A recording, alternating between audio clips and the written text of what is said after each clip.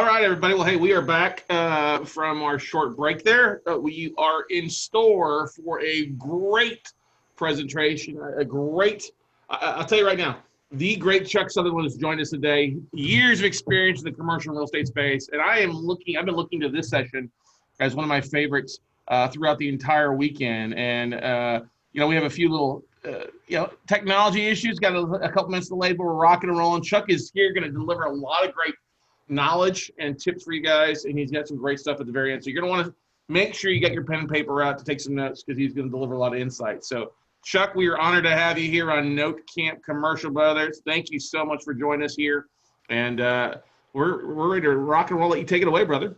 All right. Well, thank you very much. It's my honor to be here. What we're going to talk about today is raising money to do your deals. And one of the things I find that most investors, it doesn't matter residential or commercial, never have enough money to do the next transaction, or they're always scouring for new money to do an extra transaction. So, in fact, I say the definition of a real estate developer, as a matter of fact, is that it's the person who needs money to do another deal, because there's always something else to do. So I want to talk today about raising money to do transactions. And I'm going to do it in the context of really creating a long-term real estate investing business as well. So let me tell you a little bit about myself. I've been in business I'm old. I've been in business now for 48 years.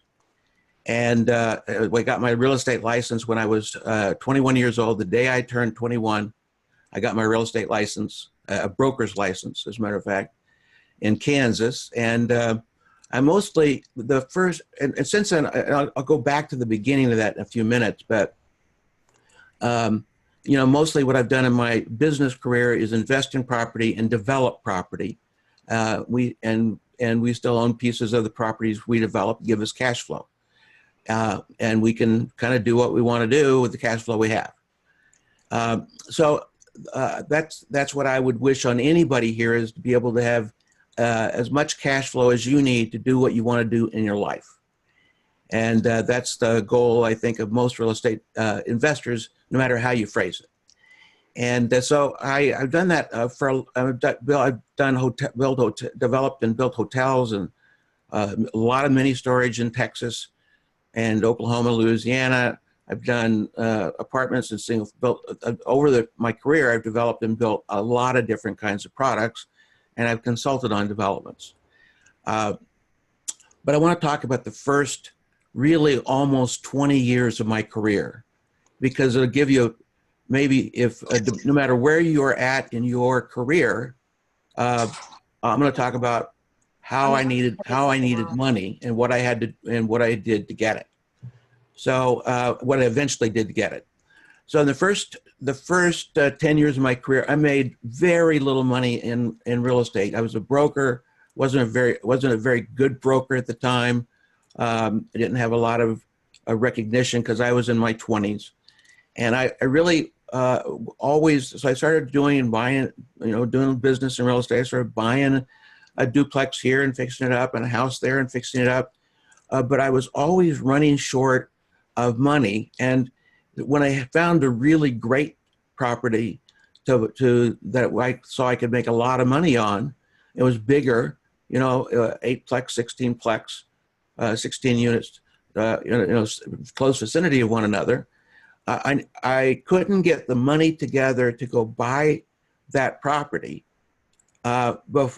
before somebody else came along and bought it, because I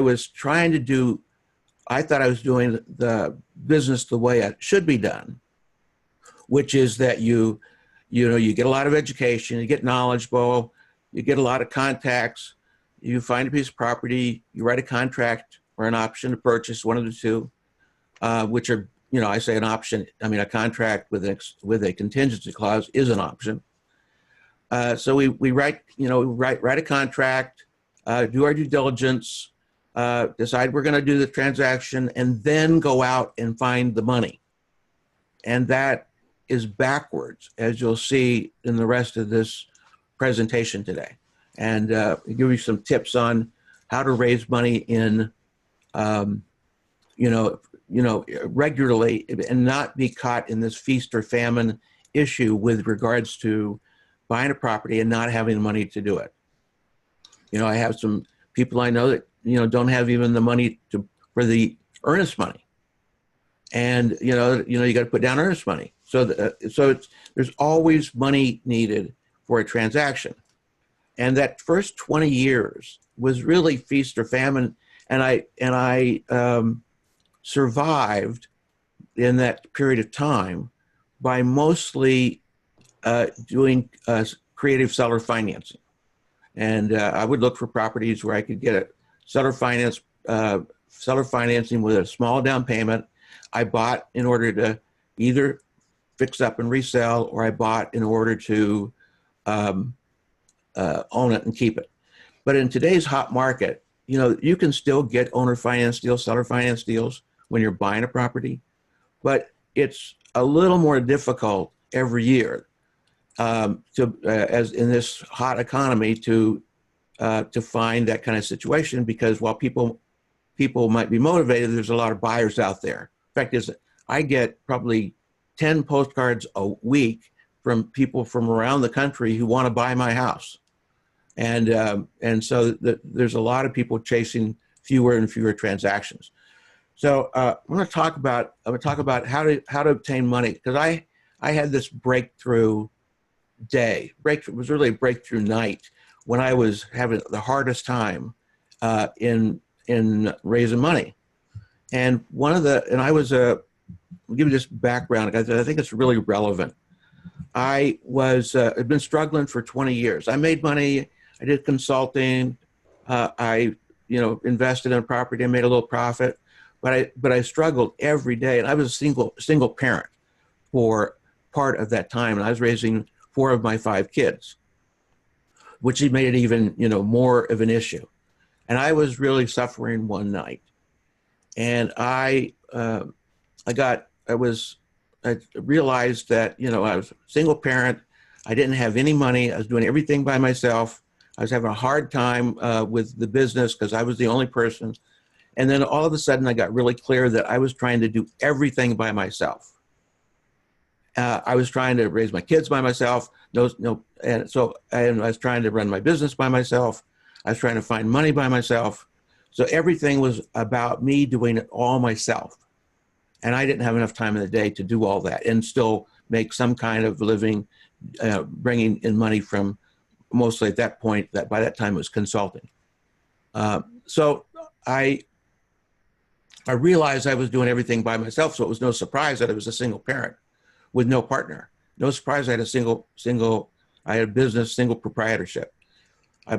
Because my dad had always taught me that you can't trust partners. He stressed that when I was growing up. You can't trust partners. Partners will steal from you. Partners won't do their job.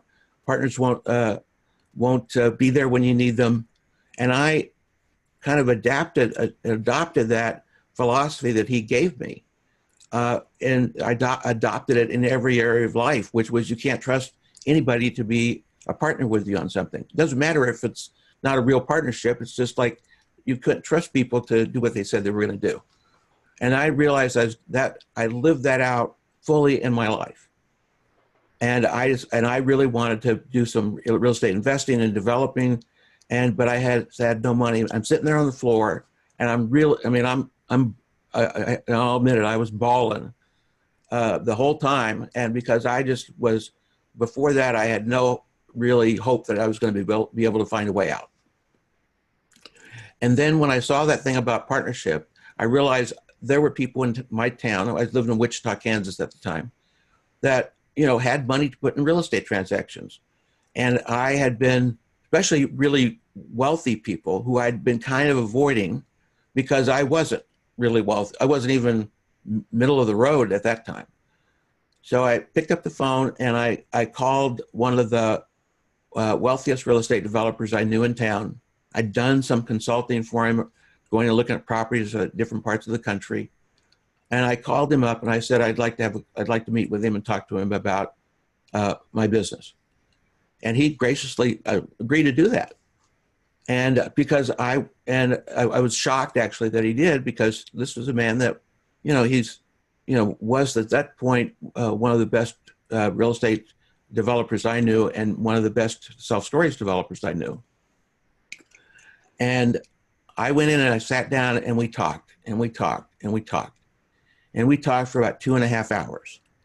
And finally, I was really getting a lot out of just sharing with him what I was wanting to do. And he was, making some suggestions. And all of a sudden at the end, he said, you know what, I've been thinking about opening up a new division in our self-storage business to go buy existing properties that are in trouble or in foreclosure and redo them according to our system.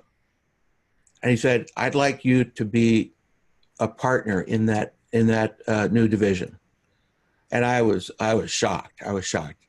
And he said, you can take all your time you want to decide on this. I said, no, I don't need any time to decide.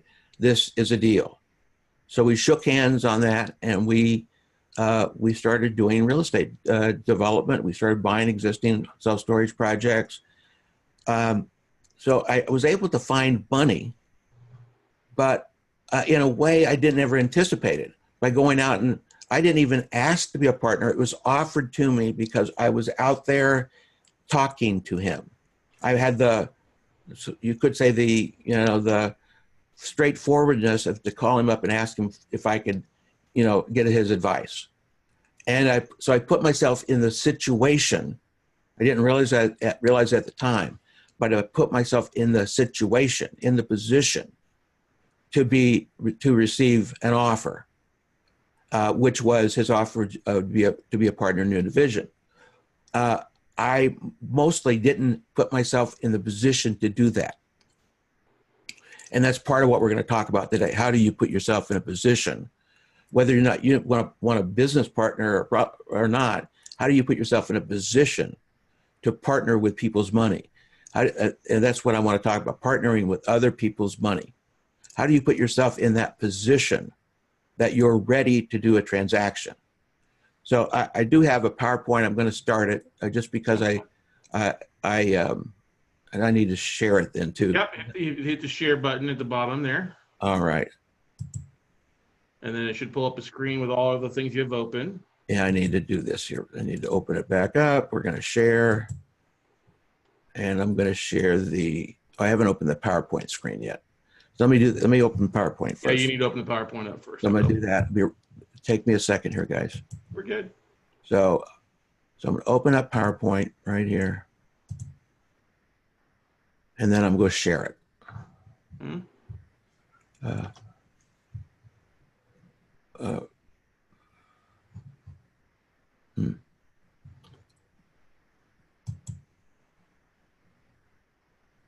Make this smaller and come on and share with you guys.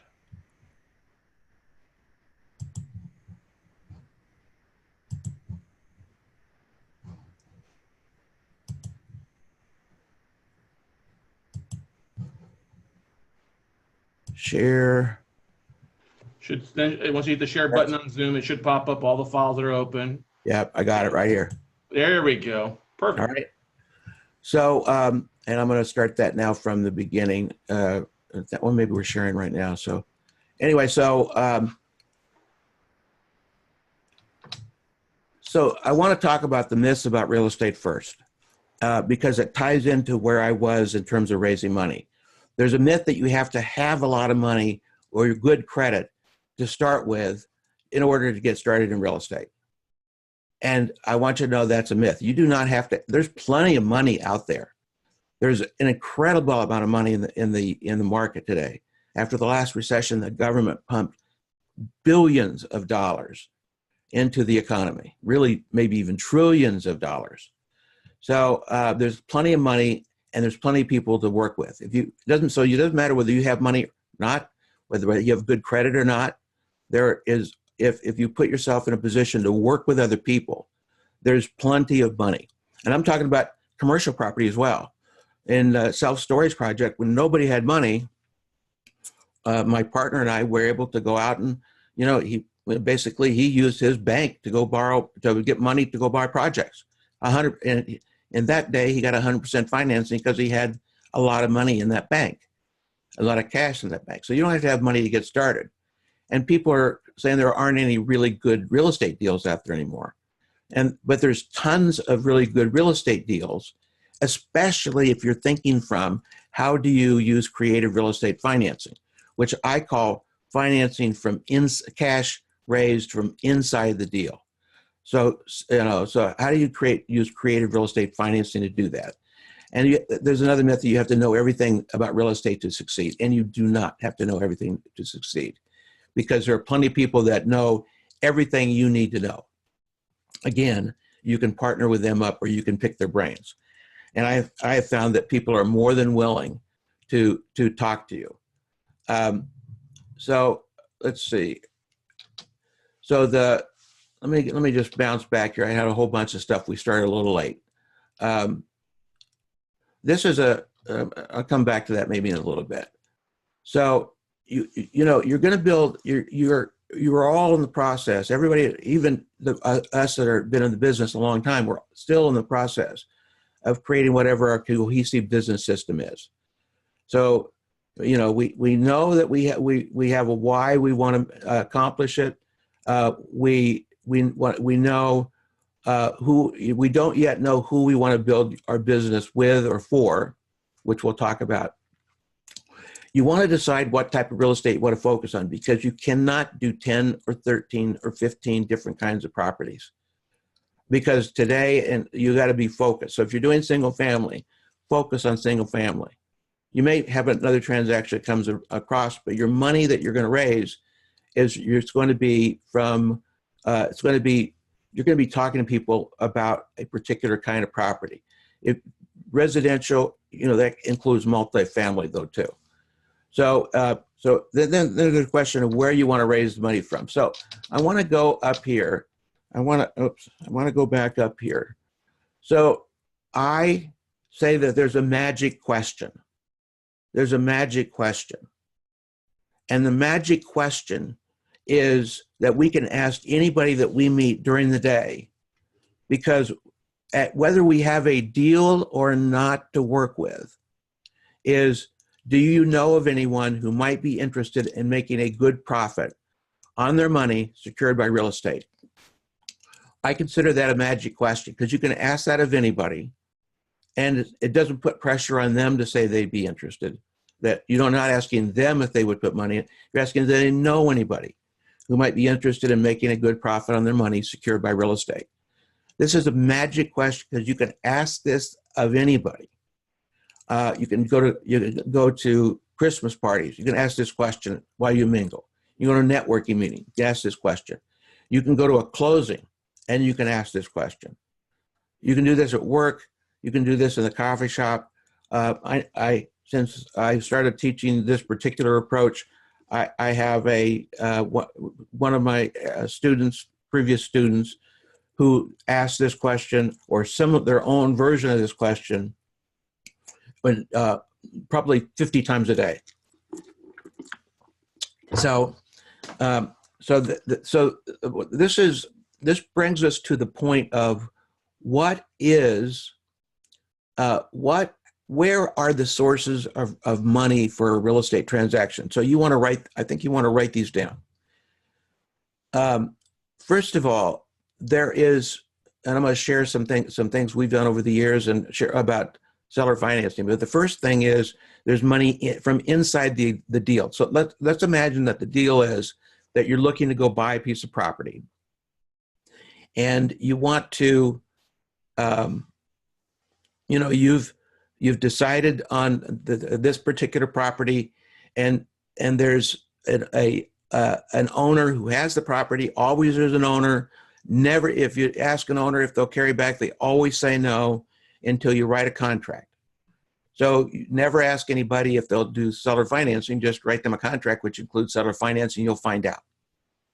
So seller financing is one approach, but there are lots of different kinds of seller financing. In fact, if you stay around to the end, an attendance gift I have is the 3 checklists that I developed for my 3 books on seller financing, and how to use almost anything as a down payment to buy real estate, and advanced creative seller financing. So I have the 3 checklists that you'll get at the end, so that you can go through them. And you'll find, and in there, there's 36 different types of creative financing, and each of those apply to both residential and commercial. It doesn't matter. So, I'll give you an example of this. So we all know that when we go to sell a property, then we can, they've got a buyer that doesn't have enough money for a down payment, or they don't have the money for to make the payments. They don't have enough income coming in. That they can always go work with their boss and with their relatives to have them put up money, give them an increase in their salary so they can afford to buy the house.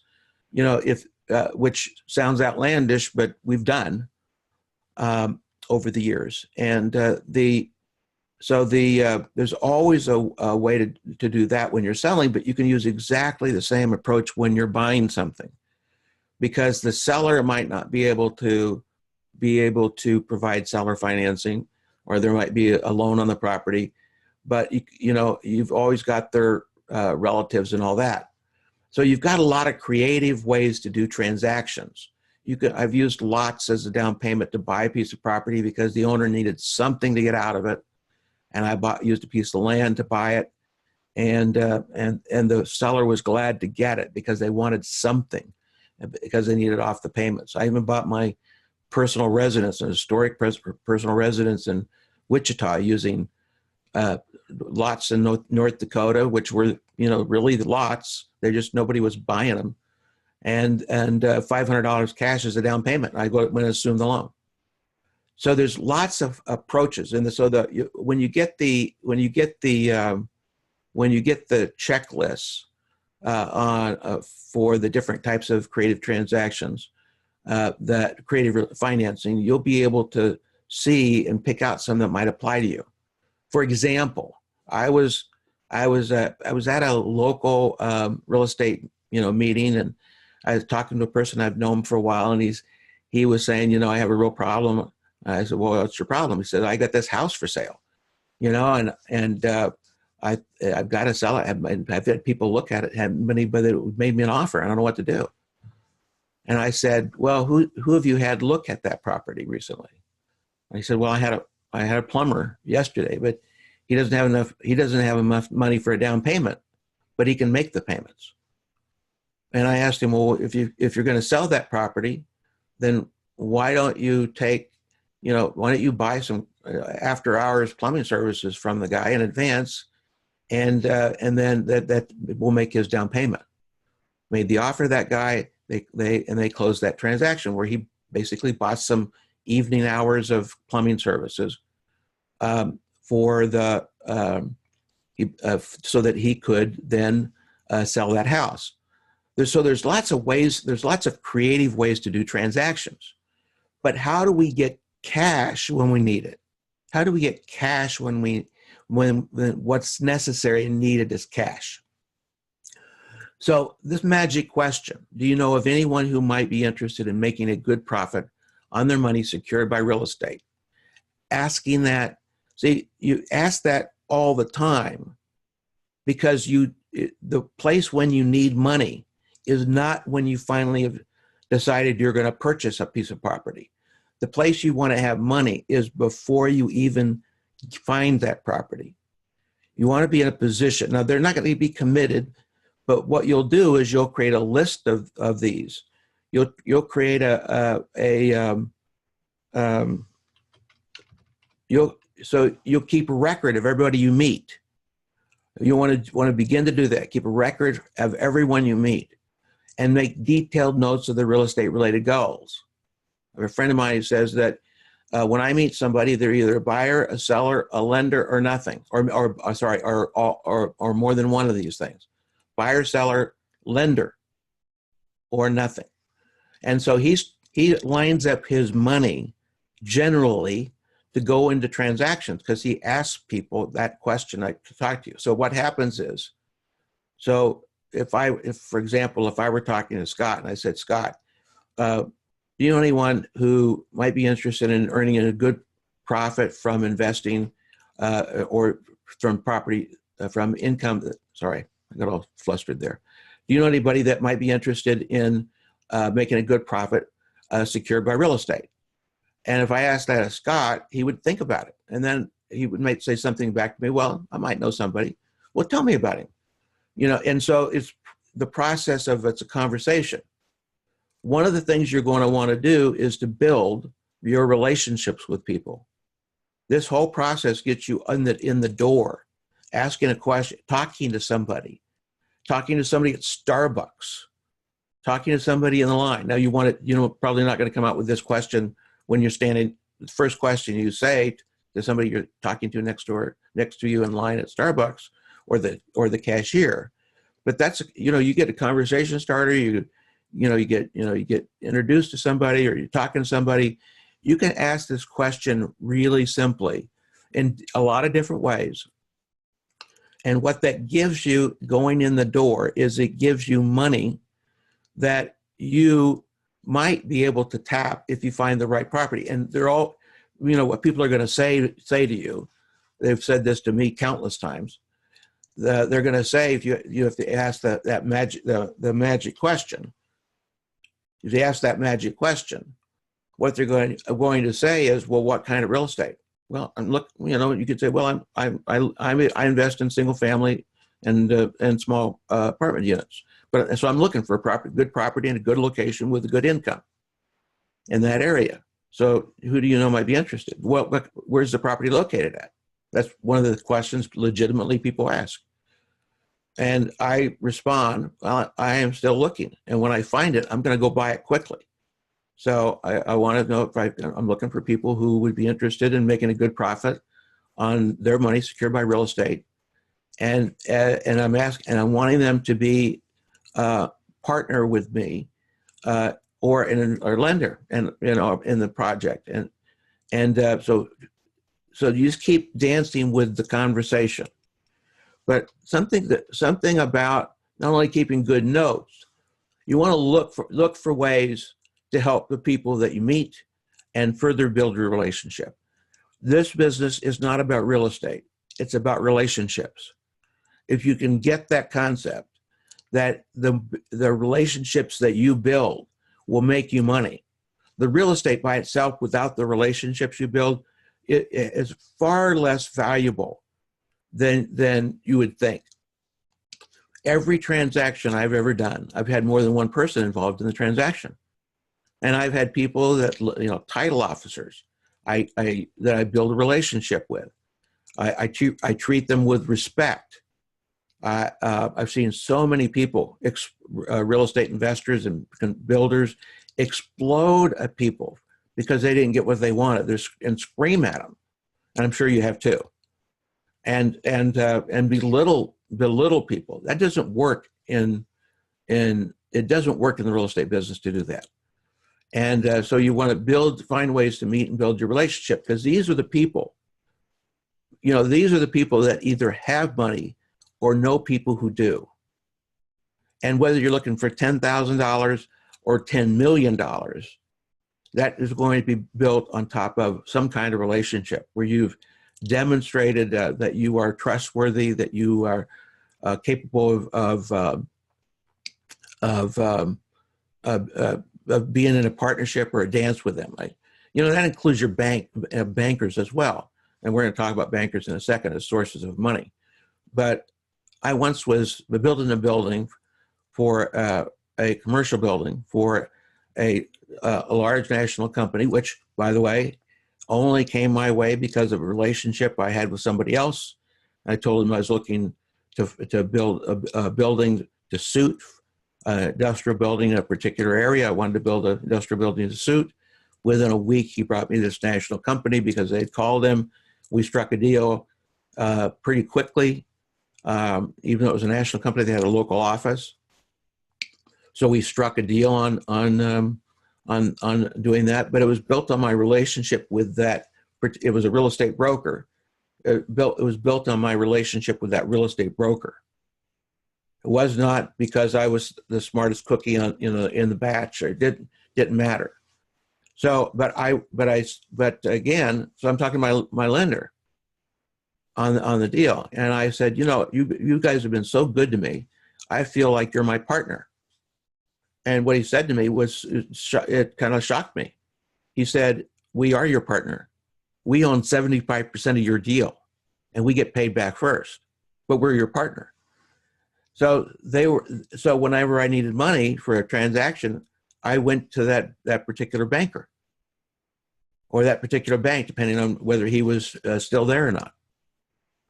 So you're building relationships with people, and the more help you can provide for people, the better your relationship is, and the easier it is for you to talk to them as a legitimate investor looking for money to invest in properties. And that could look like a loan secured by the property. I would caution you about doing general loans, but a lot of general, just like $10,000 here, general loan, no collateral. You want to really get in the habit of that. You can get in trouble doing that. And besides, you want to get in the habit of making sure your investors are secure.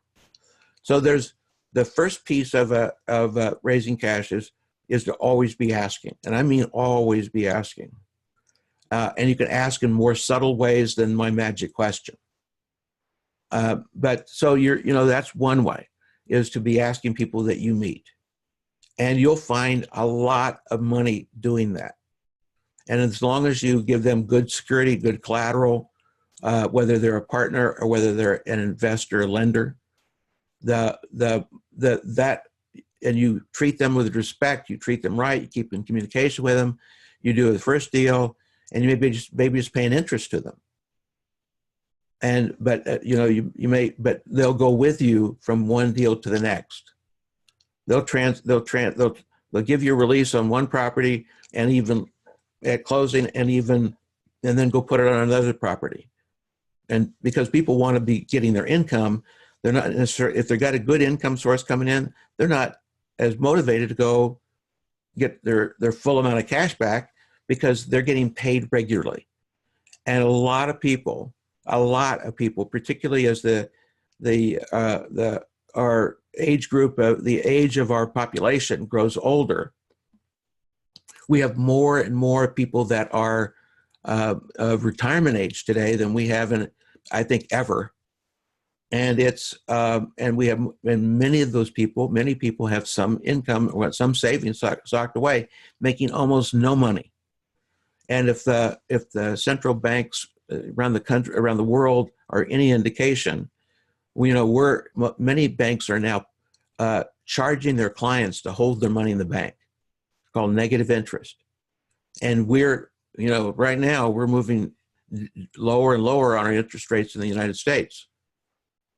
So there's money that people have that is not making any money for them in a bank or in a savings account.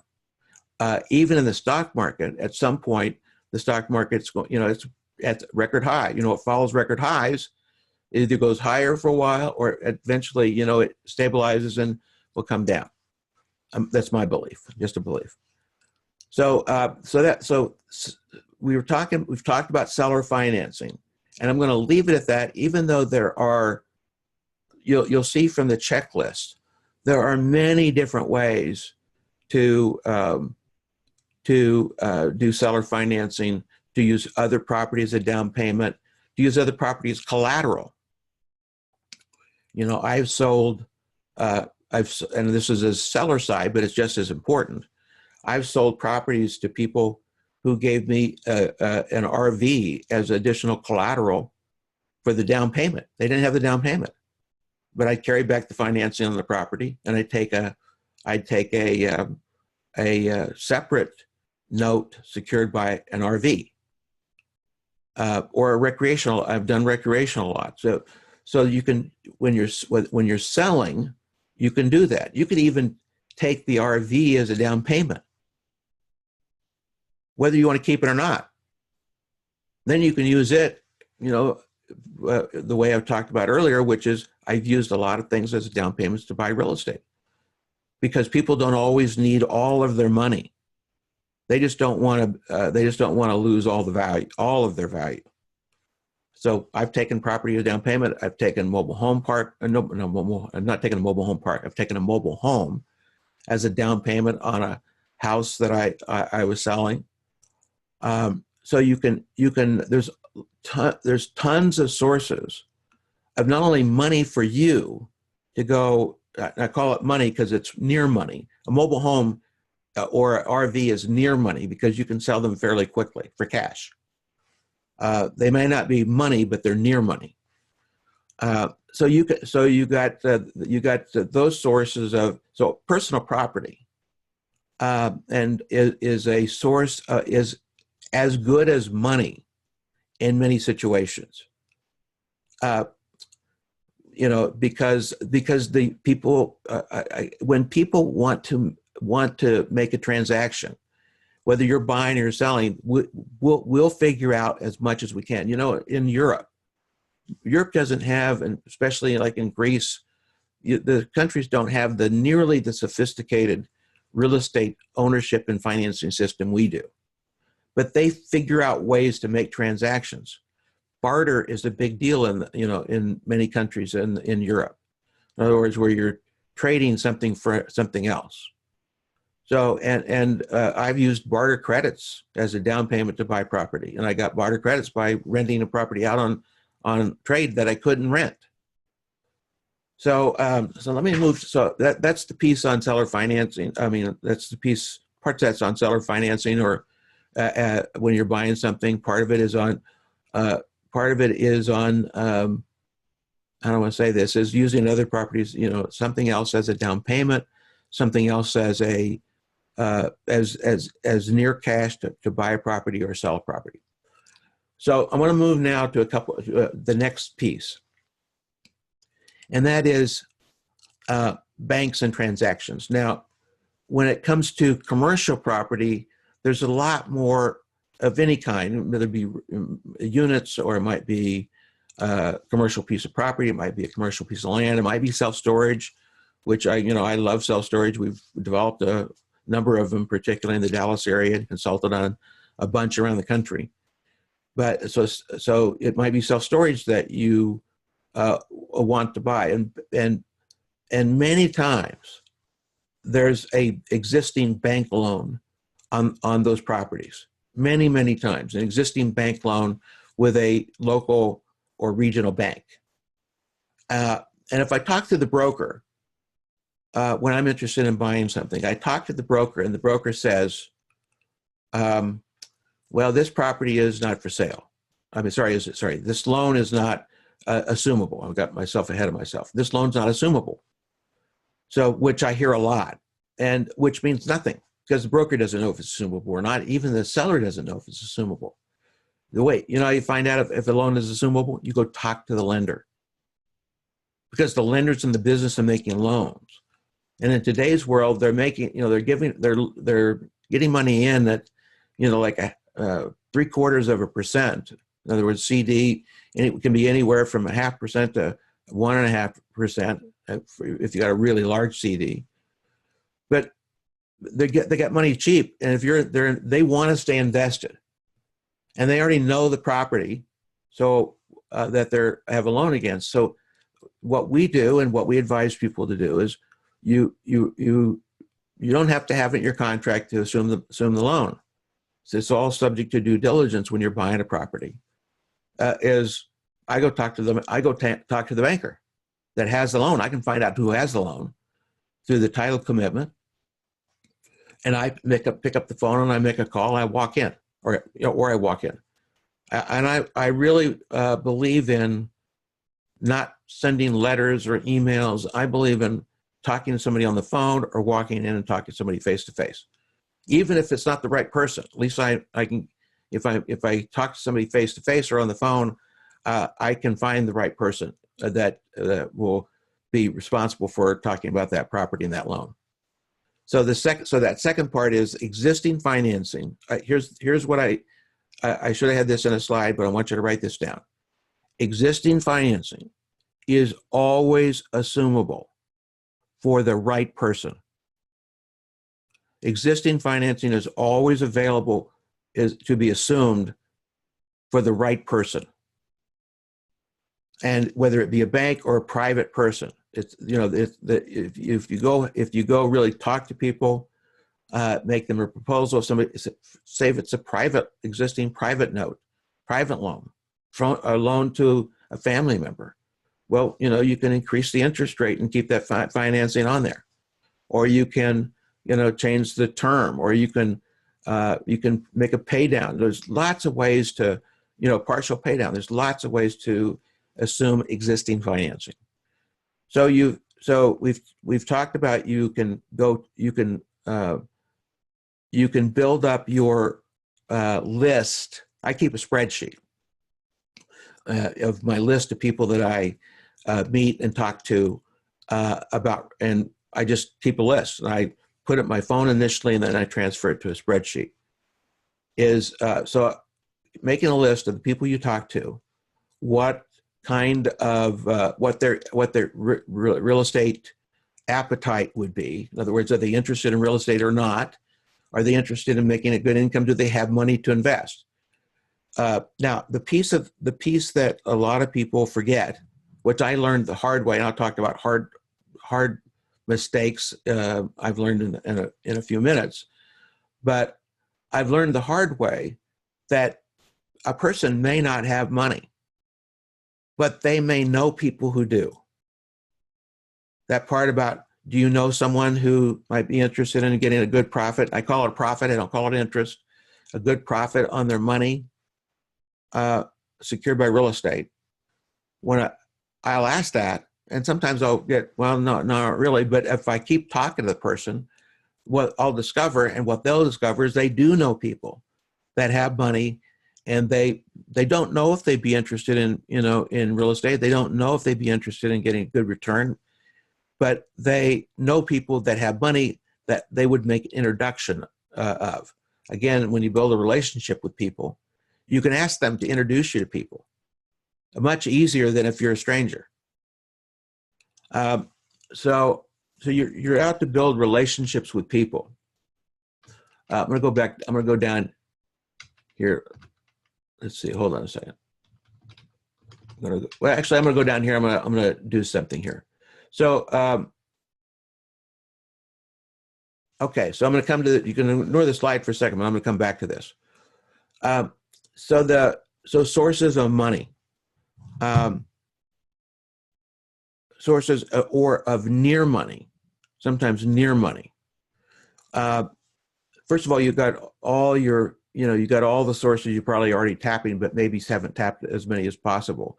And that's of friends and relatives. As long as you give them good security and a good, good return, friends and relatives, as long as you treat them right, make sure they're secure, they're a good source because they know you. And then, so that's one piece. So, and then let me get to another piece here. So I've done a lot of work with contractors and subcontractors working on whether it be a house remodel or a house build or a self-storage remodel. I've worked a lot of situations where I have a contractor or a subcontractor working on a project. And if you think about it, you have somebody that, I don't want to say this, you have somebody there that you're going to pay money to, and you have to budget it. And if I've got a contractor or a subcontractor, I will treat them just like everybody else in the sense of I will ask them that magic question. And you'll be surprised how often you'll find that contractor or subcontractor will be an investor in your property. Why? They know the property. They've seen it. They know what your plans are. And so they themselves may be that investor or have somebody that is. Now, you don't want to get too crazy with what you do in the way of, you don't want to be giving away, like paying a whole lot of money for your contracting work because you got them as an investor. They're two different transactions. But one of the things that you can do is you can ask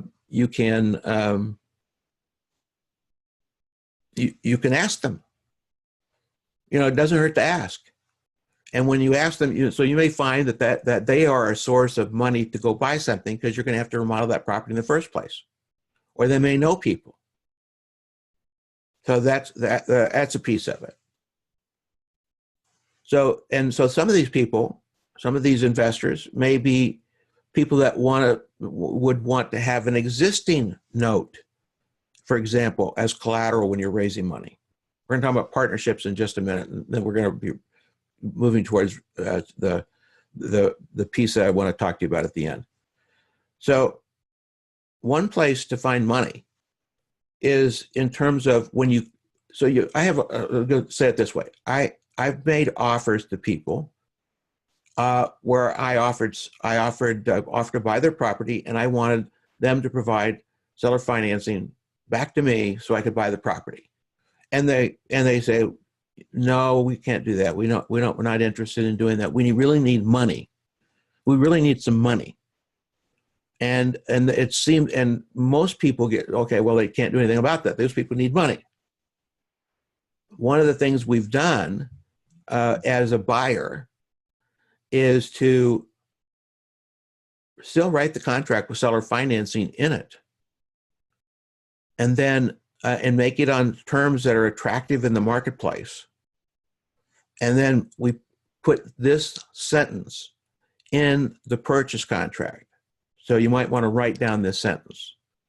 This contract is subject to seller being able to sell the note that buyer is giving to them at closing, on or before closing. Of course, you can't sell it before, but on or before closing. It's just the typical way we've written it. I don't, and now I just thought about it. You can't do it on, or I can't do it before. And then we bring a buyer for that note to the table to close on that transaction, and then now they have a mortgage that is that has it's been gone through the title company already, because they've done the title. You give the mortgagee's insurance, and they close on that, and then the seller gets the cash. I had when I was in Wichita, I had a lawyer who was a claims adjuster for an insurance company. He was not an adjuster; he was the head of the claims adjustment department in Wichita for a big company who is still a big company, and he would buy notes and mortgages. He loved to buy notes and mortgages. Fact is, and the thing was always a little hard was he had a box in the bottom of his desk. It was locked, but there might be $5,000-$10,000 in that box, and he'd pull out his box and he'd hand you money for it, and you'd sign over the note mortgage. So he was always looking to invest in existing notes and mortgages, because it gave him a bigger yield, and he didn't have to worry about any usury loss, because he was buying a note at a discount, probably a discount that would give him his yield. And then the seller got cash, and he got his loan, and the buyer got seller financing to buy the property, which was many times us. And then we either keep the property and rent it, or fix it up and sell it. So so there's that kind of source of funds, and you'll find that on the checklist I told you about. So I want to take you through a quick exercise. So everybody here in this call is building or continuing to build or expanding to have a successful real estate investment business. So I try to think about these questions for myself or people I'm working with. So looking to see if imagine that you've actually accomplished what you want to accomplish. You have that successful real estate investment business, and you can ask yourself things. What are the simple things repeated over and over, which might be day to day, that got you from where you started to where you're now? How did you get, imagine you're in the future, you've got your business, you're accomplishing what you want to accomplish. How did you get there? So what are the simple things that you did, repeated over and over, that got you there? One of those might be asking people the magic question. The magic question: who do you know? And again, that question is designed to who do you know, so that it doesn't put any pressure on the person you're talking to. They can just tell other people, and frequently, they'll turn around and they'll say, well, what about me? I might be interested.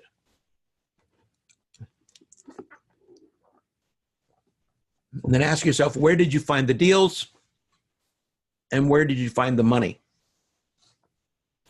So you want to get really creative on where you find money. Again, there's lots of it available, and all you have to do in one sense is ask. We are terrible at asking for money. Human beings, people, particularly in the United States, asking for money, because when we're really heavily influenced by when we were growing up. I remember words that go through my head that my mother said or my dad said when I was 10. And one of the people, our parents tell us, don't ask for money. Or tell us, and we ask for it, can I have some money to buy some candy? No. We developed this mindset about asking for money. One of the things you want to break through is the mindset of money, the mindset of partnerships, the mindset of asking people for something. Because we basically don't ask for what we want. And what we want in a real estate deal is we want to use somebody else's money to finance the deal. Because we only have so much of our own money, and no matter what it is, we want to get a higher return on our money because we're actively looking for money for transactions. So, and then where do you find the deals? The deals are the same way. You're just talking to people. You keep asking them. I'm looking for property to buy. I'm an investor. I'm looking for property to buy. Or you might say, I'm looking for self-storage to buy. Or you might say, I'm looking for houses to buy. If you talk to, you're always in this game of finding sellers and finding cash to buy. So you find your deals exactly the same way. There's all the online programs and all that. And in fact, those are very useful, but they extend our ability to find money or find property. They don't replace it. So then even when we use those online sources, then we begin to, want to develop the relationship with people. I've early in my career, I did some work with hard money loans, but I'm really not fond of real hard money, like really hard, high returns, high points. But there are tons of what I call soft money lenders rather than hard money lenders, but soft money lenders that you can talk to. You can ask, so you can call the hard money lenders and you get their quotes, and you talk to the people we've been talking about, and you find out how much they want. You'll find that they want probably a lot less than a hard money lender does. Now, I'm all in favor of using a hard money lender if I don't have another source and I got a big enough yield in the deal in order to afford to pay the hard money loan. If that's the last check mark on the list, I'm not ashamed to go ask for hard money loan, and I've done it. But one of the ways that I ask for hard money loans is to sell the property to another party with the option to buy it back, which we've done before. Especially when we needed cash, we took a piece of land in as a down payment. Commercial land is in a down payment on property. It had a value, but the market was slow. What do we do when the market's slow? We got a piece of land that's got value, but no ready. I can't use it. I'd sell it to somebody and agree to buy it back in a year, and give them a profit. I'd sell it to them at a discount, give them a profit in the transaction. Why? Because I could take that money and I could go invest it in another deal. and with a higher yield by far than what I was paying them for the profit of renting their money. Another way to find, talking about where did you find your deals? Where did you find the money? And it's all situational. There's a lot, not like I'm going to tell you who to talk to. It's all situational. Friends of mine and I were wanting to do a retail concept, and we were the real estate of us people in the deal. We knew real estate, we knew sites, and so we wanted to do this retail concept, but we didn't have the kind of money to go develop this whole retail organization. To get all the money we needed. So we found a friend of one of ours, not mine, but one of our partners, and asked him to put his apartment land that he couldn't sell as additional collateral for us to get a loan at the bank to go do the retail concept. So in that case, we had the cash from the bank, but really who put up the money to speak of was the apartment builder who had this extra apartment land. And so we use that as collateral to go buy property. Again, that's on the checklist. So I want to briefly talk to you all about. So that's what I want. The bulk of what I wanted to share with you. But I want to tell you that 2013.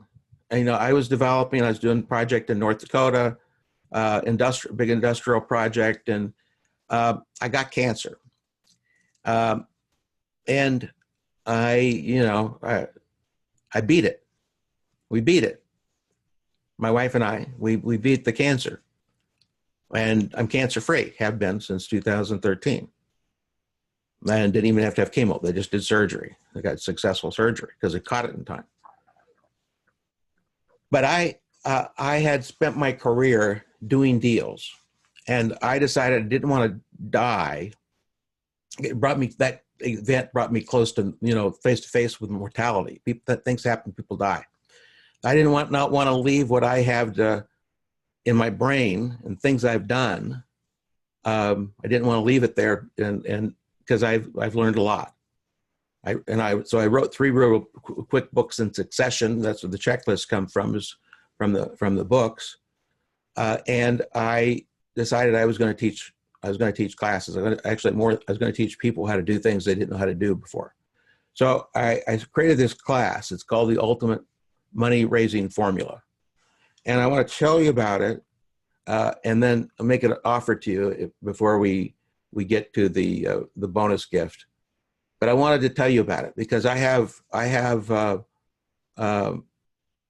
people that I've done this work with who got really clear how to raise money, and they got really, really clear about what they wanted to do. One of my students is from Kentucky, and she came in like she was broke and had nothing, and she didn't have she wasn't inspired by anything. And we had a weekend, and we sat and talked. She went through this course, and she got inspired. She started making money. She got a new business, an Airbnb business, which she absolutely loves doing Airbnb, creating Airbnb locations. And she loves doing it.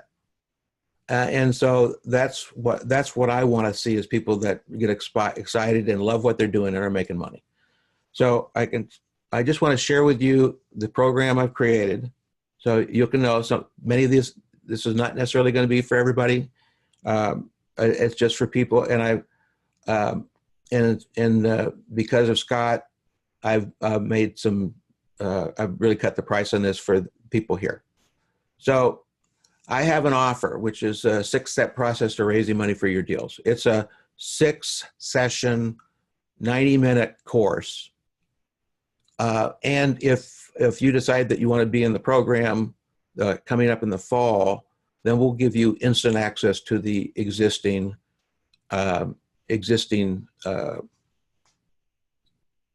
videos from the previous course we just did. And then that's the 6-step process. Then we have 6 weekly 2-hour, I said 90, we schedule it for 2. And if we get done in 90, we finish at 90, but a coaching session, which I lead.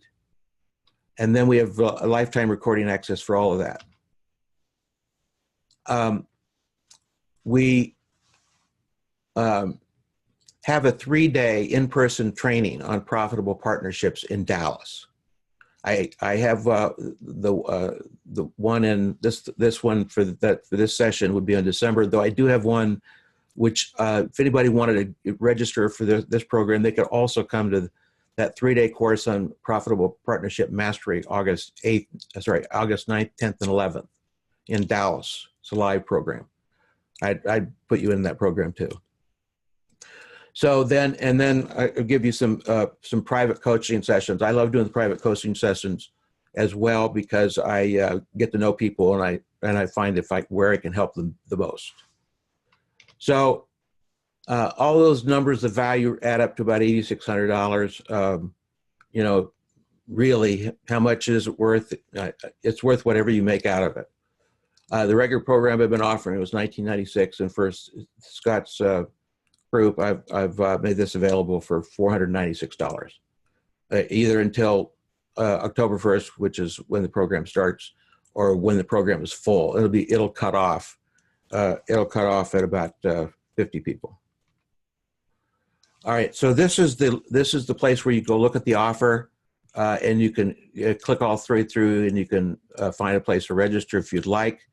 I want to get this on the Scott. Can you put that in the chat box? Yep, doing it right now.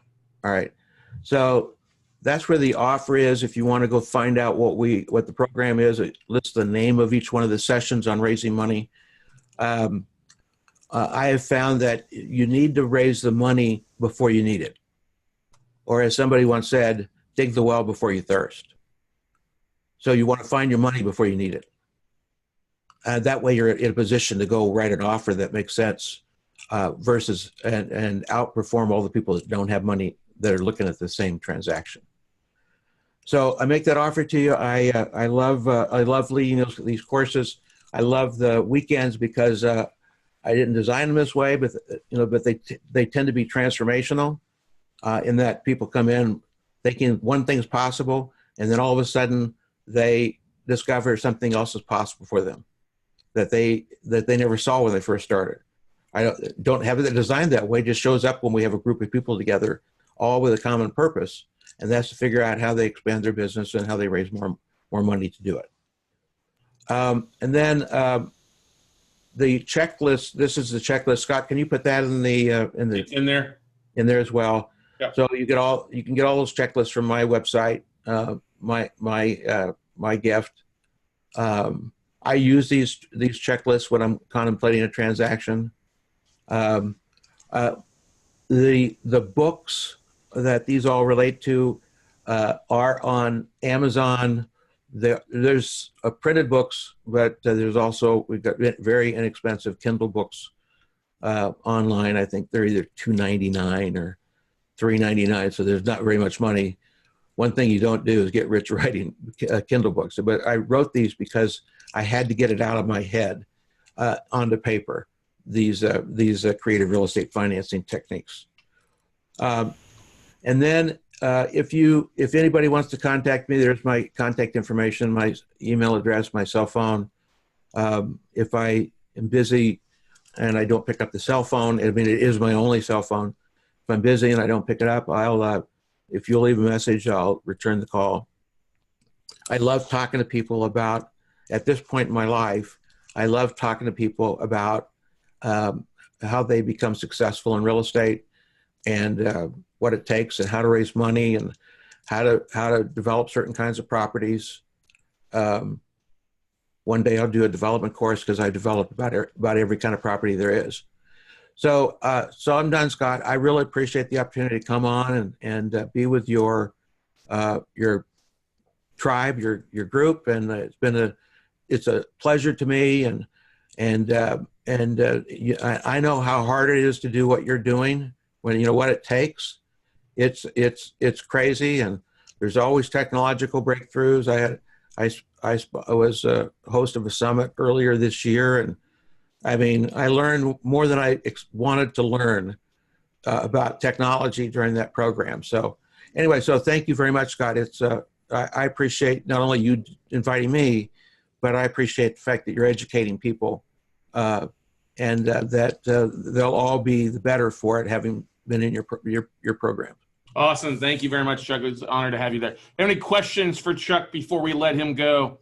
Linda Martin says, love this guy. Good stuff. Get some fans out there from Linda Martin there in Southern California. Awesome. Any other questions, comments for Chuck? The links to the checklist and also link to his offering is in the chat row. We'll make sure to put that in the Facebook Live. Also, the links will be in the replay comments as well for everybody out there too for you.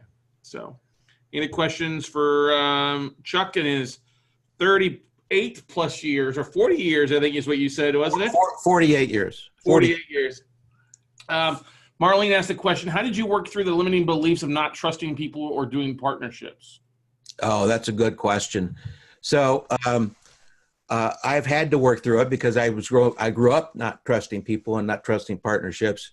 And what I did was I started small. I actually didn't start small. I started big with my one partner. It opened up the world for me. So if I were saying what you can do from now is set aside your beliefs and the not trusting, set it aside. Do not give it away. Do not throw it away, because there are places that you need to not trust. I talk about in my classes, I call it extreme due diligence, way beyond what normal people do in due diligence. So you want to not give it up, but you want to set it aside for what's possible. And then, trust, but tie your camel is what somebody told me one time. You trust, but you make sure that you're protected. Hope that answers the question. It definitely does. Definitely does answer the question out there. So any other questions for Chuck there? Great question, Marlene. All right. All right. Well, if there's no other questions, Chuck, thank you so much, brother. Have yourself a great rest of the afternoon. Joseph says, thanks, Chuck. Outstanding. And we'll see you later, Chuck. All right. All right. Thank you very much. Good being with you all. Yeah, same here, bud. All right, guys. So that is going to wrap it up for this session number 8.